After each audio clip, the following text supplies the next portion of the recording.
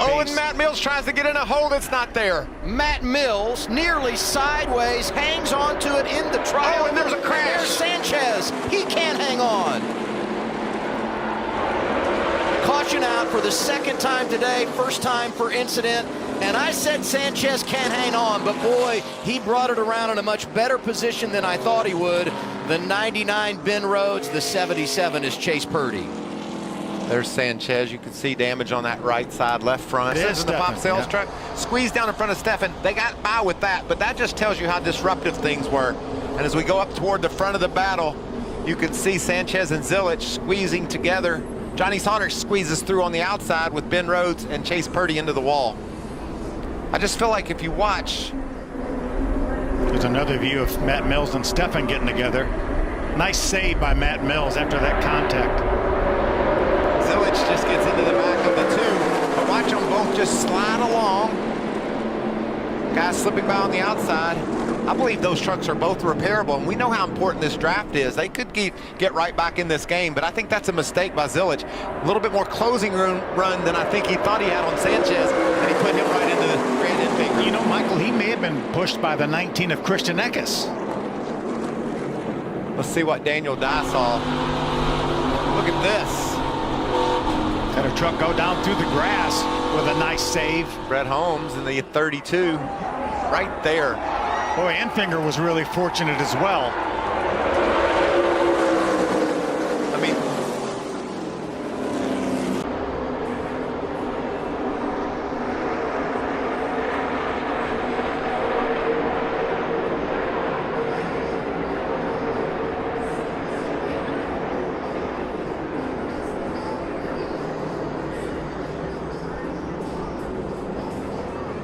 and Stephan with nowhere to go. He was right on his bumper, and here they all go crashing. See Tanner Gray into it, Matt Mills. Connor Zilich back there, right side of your screen. Here comes playoff driver Taylor Gray and Tyler Ankrum. All these trucks spinning. I think our two playoff guys here didn't have any damage to speak of. Yeah, Jake Garcia had no choice but to back off the throttle when Eckes pulled up in front of him, and again, Stephan had no time to react. Look at the 17 of Gray spinning in the dirt, but getting through there. I think he's going to be fine. Let's go on board with Lane Riggs and see what he sees. This is going to be a hard wreck. Bam.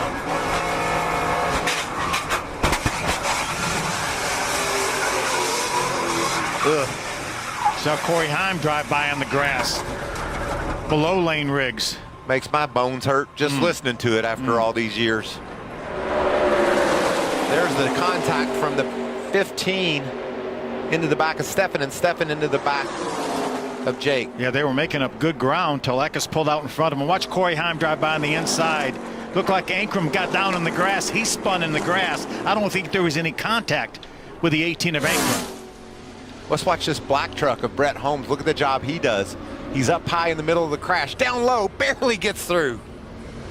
I'm telling you, I think Ankrum's going to be okay, guys. I don't think there's any damage. I think it's the same for Gray, Phil. I think both of those trucks are going to be able to patch them up and go again. It all started when Eckes pulled to the outside. Grant Enfinger actually pulled to the outside right in front of Eckes as well. Those split-second decisions they make. Yeah, you know, just the push gone wrong there. The intensity was picking up a lot there at the end, and yeah, that's super speedway racing. You know, so that's kind of what you get when you put a bunch of trucks out there with restrictor plates going 180 miles an hour. So, yeah, it's just super speedway racing. But I want to thank all my guys who had a really fast truck, ran up front all day, and you know, I want to thank Quanta Services. I want to thank Duke and Rhonda Thorson for giving me the opportunity. That was applied a little bit late. Let's see if we can see what happens here. I think a push by Eckes. Yeah, I think Eckes got into the back of Sanchez. And look at that slide. Oh, Keith McGee barely slipped by the two of Sanchez and into another competitor. Here's another look at it. You see Enfinger pulls to the outside. And there's a push right there.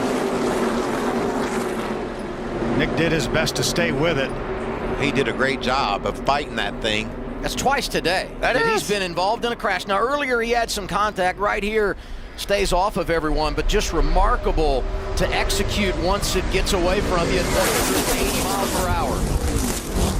See, I think it's a Daniel Dye that comes along, and watch Daniel.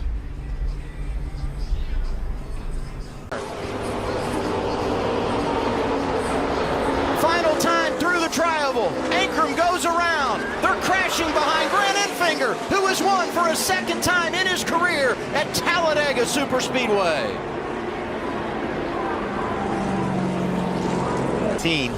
And right there, the 18 just runs out of places to go into the back of the 17, and Danny pushed him around. But Daniel can't see what's happening ahead of him. That's just Talladega.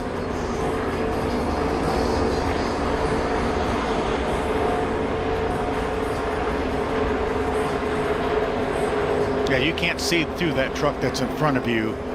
And the 17 of Taylor Gray lost all his momentum. We're going to see it again here. We had a great run going here, but he's going to lose his momentum. And Daniel's already pushing the 18 of Tyler Ankrum. Took a lot of good trucks with it, though. You hate to see that happen. I think the most...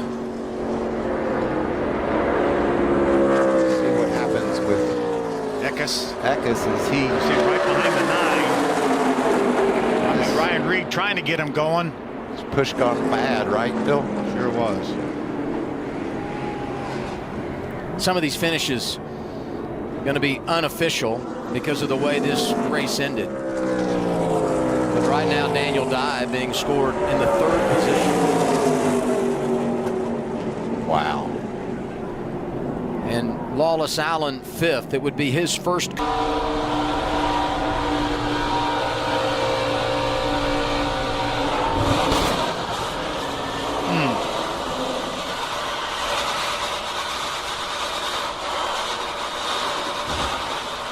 See Daniel hands off the wheel. Out, then you are late. You've got to drive these cars yourself and learn. That's what I see now. We have a crash over in 3.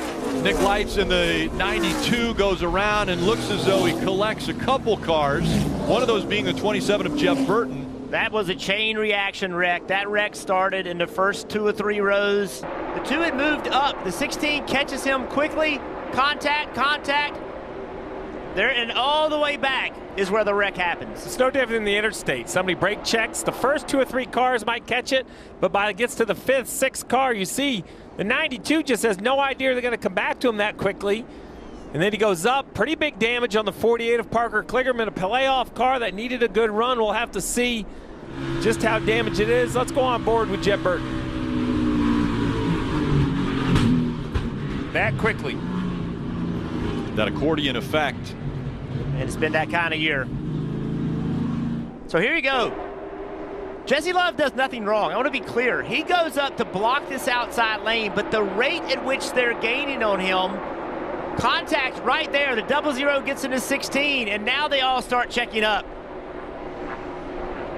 Steve, you said it. It's just like a wreck on the interstate, except 3 times as fast.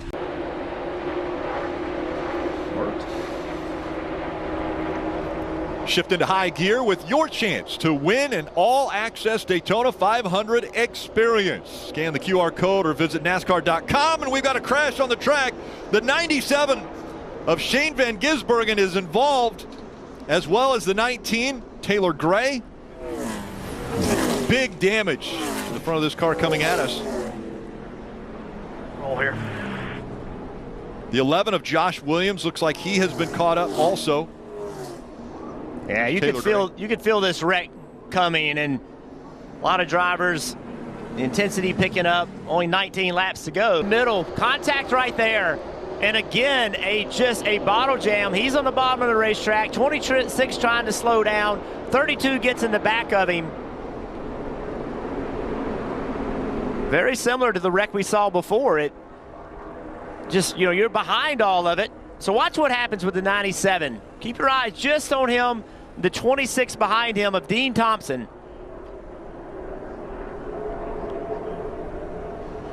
So he moves up the racetrack. Dean tries to get underneath him. Contact, puts SVG on the bottom. I think Dean Thompson's afraid that SVG is going to come back in front of him. He's starting to check up a little bit, and the guy behind him wasn't. That's what I think is the big cause of this. As we ride on board with the 21 and see where he gets caught up in this, you're going to see, some big hits. Jeff, your point about the 26, because the 97 has enough grip. He can run the tri-oval on the apron. without a problem and blend on the other side of the tri-oval. But it's the 26, the blue nosed car right there. You see his nose. He's like either off the gas or on the brakes, and finally gets spit out of line by the car behind him, because I think the cars behind him are thinking, we're just going to leave the 97 stuck down there. Dean Thompson, not a lot of experience. He's thinking he has to leave a hole for the 97 to come back up, and the 32 just continues to push and push until finally the 26 goes around. And that's the worst part of the racetrack. Like that part of the racetrack, there's not much banking, and when you're being pushed through that tri-oval, it is very easy to get spun around, especially on the bottom of the racetrack. There's very little grip down there. Some big hits right there. I've seen that picture way too many times in my life. And that's what we talk about. That's what every driver's afraid of here. Watch the 21 on the outside. He's nowhere near this wreck, having nothing to do with it. Minding his own business. Boom, there he is, gets caught up in it. Yeah, Taylor Gray gets shot up the racetrack into that 21. And fortunately for the 97, there were cars over there, because that was going to be... That could have been huge. I mean, it was already a big hit, but going all the way into the wall at that angle. So the big one happens here at Talladega, right in the tri-oval, middle of the pack. We'll have a restart when we return.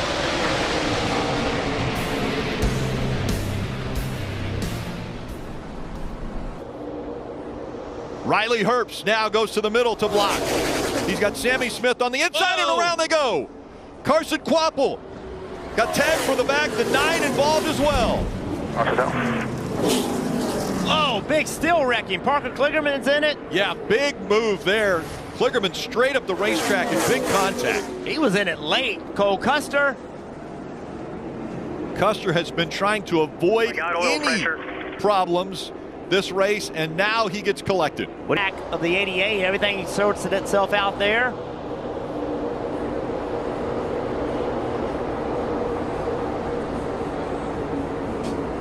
Couldn't really tell if it was just a push gone wrong or the 88 just got loose, but the 88 of Carson Quapple gets turned left, and then just a mess. Welcome to speedway racing. Looked like AJ Allmendinger got into the back of the 48 too. Yeah, let's watch this again. Watch the 9 and the 88. So the 88 is going to go left right there, and I think that was a push, Steve. I think he got a push from the 9.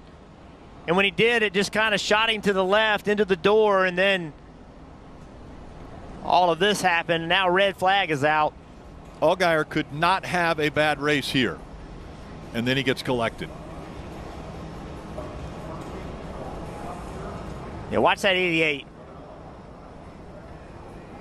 Contact a little bit right there, and then down to the side of the car underneath him, and then up he went.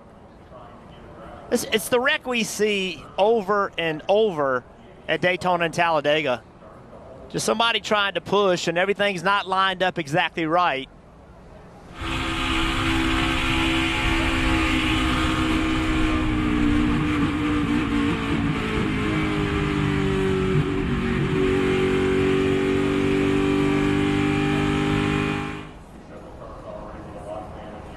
We were riding along with the 18 of Sheldon Creed there. You know, let's look further back in the pack how some of these guys got in this wreck. You know, they're all a lot of them dive to the bottom and they think they're okay. Look at Parker Kligerman. He's like, I'm good. Until he got collected. Tagged the back of that car. It shot straight up the racetrack. Yeah, we talk about it all day. The tri-oval cars just don't drive good through there. But this is on the straight.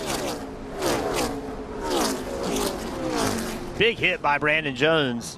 Gosh. Oh.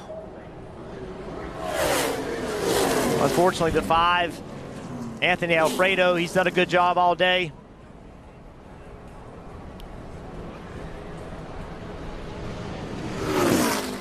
Listen in to Carson Quapple's radio.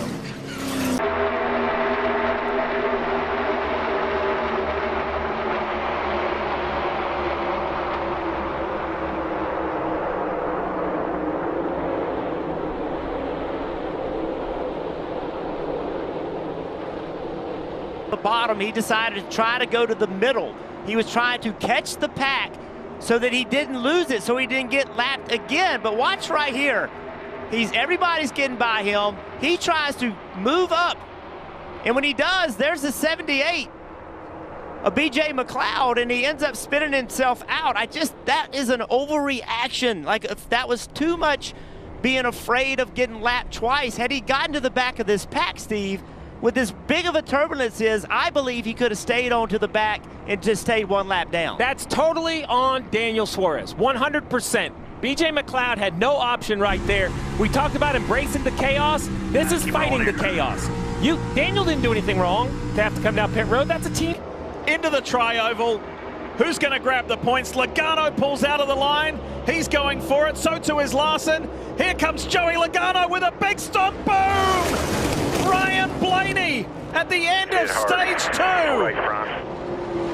Ross Chastain as well. The reigning Cup Series champ. What happens? Did he get pushed by Bowman? Right at the end of stage 2 to complete the stage. Yeah, Bowman with just a push trying to get to the start-finish line to get the best finish. And the cars get very light in the tri-oval.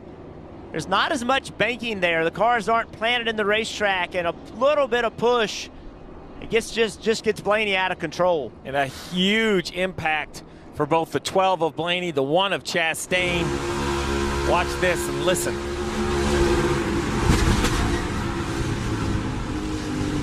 Just an enormous impact to that outside safer barrier.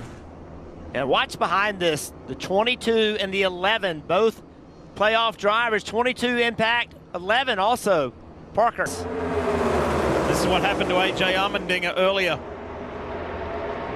And look at that. Look at the speed of the pack. Here we go. Cindric's gone. So too is Logano. Harrison Burton's in there. LaJoy. The whole field. My goodness. Something stacked everybody up on the front 2 rows. The pushes something happened to slow them down. Look at this mess. With 5 to go, we got this far. Logano's in it. As a car, Logano went pretty early. Right there.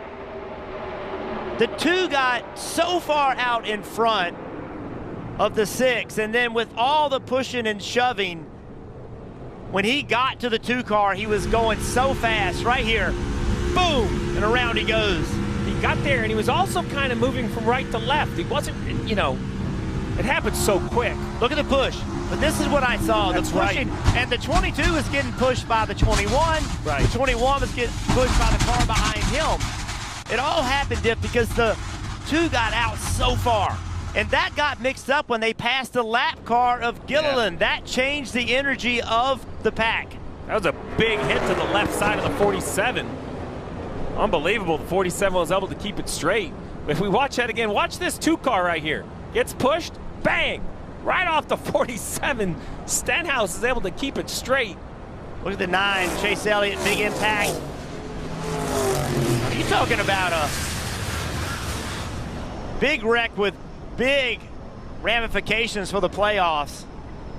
And Austin Cindric's essentially leading this race, and if he wins it, he's advancing to the next round, and here he is, crashed. Kyle Larson and Kyle Busch, they sail through. Here's the view from the 47. Wow. Logano's car, you saw it hop up in the air.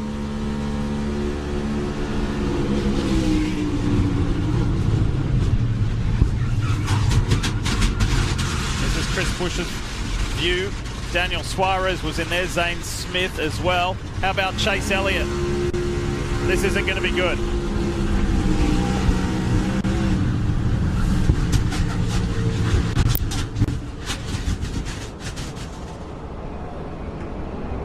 At all of these race cars, and I'm going to tell you, one driver that's not even in this. Matter of fact, he's been done for a while. Ryan Blaney. That was a massive, potentially huge deal for him. Remember, he was crashed. He was out of this race.